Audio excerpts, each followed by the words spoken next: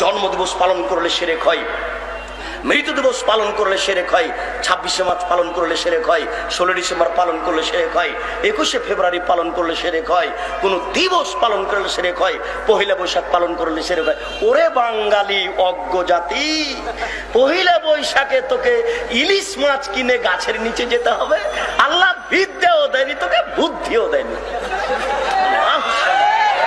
আশ্চর্য বাঙালি।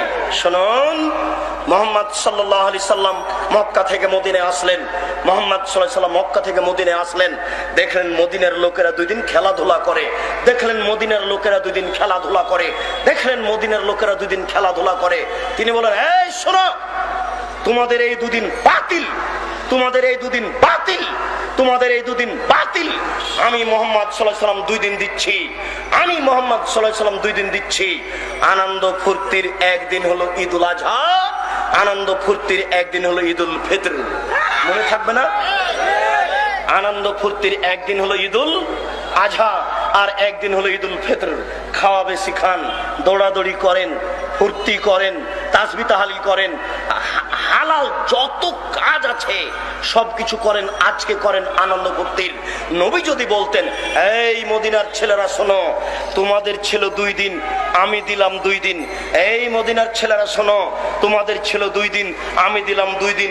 2 দুলে হয়ে 4, তাহলে এবার বাঙালি পেত 16 ডিসেম্বর 1-5, 26শে মার্চ 1-6, 21শে ফেব্রুয়ারি 1-7, বাপের জন্মদিবস 1-8, মায়ের জন্মদিবস 1-9, পহেলা বৈশাখ 1-10।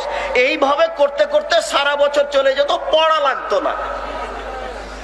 সব দিন যখন ছুটিতে চলে যেত তখন আর পড়া লাগতো না। জাতি কত বড় অজ্ঞ, আশ্চর্য।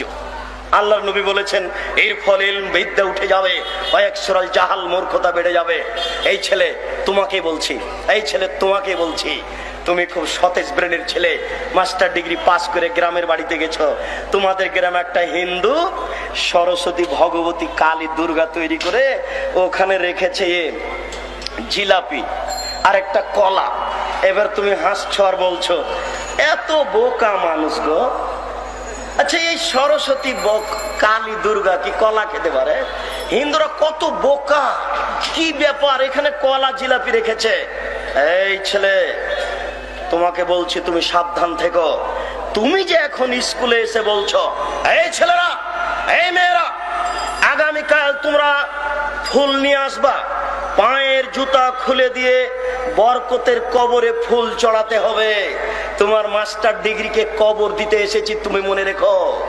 তুমি বলো সারা বাংলাদেশ কেন, সারা পৃথিবীর মানুষ যদি পায়ের জুতা খুলে দিয়ে এই বরকতের কবরে ফুল চড়ায়, তাহলে বরকতের 1 পয়সা লাভ হবে নাকি?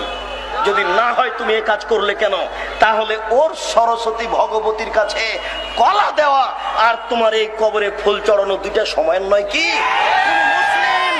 তুমি মুসলিম, তুমি মুসলিম, তুমি চিররণবীর, তুমি মরণকে করো না ভয়।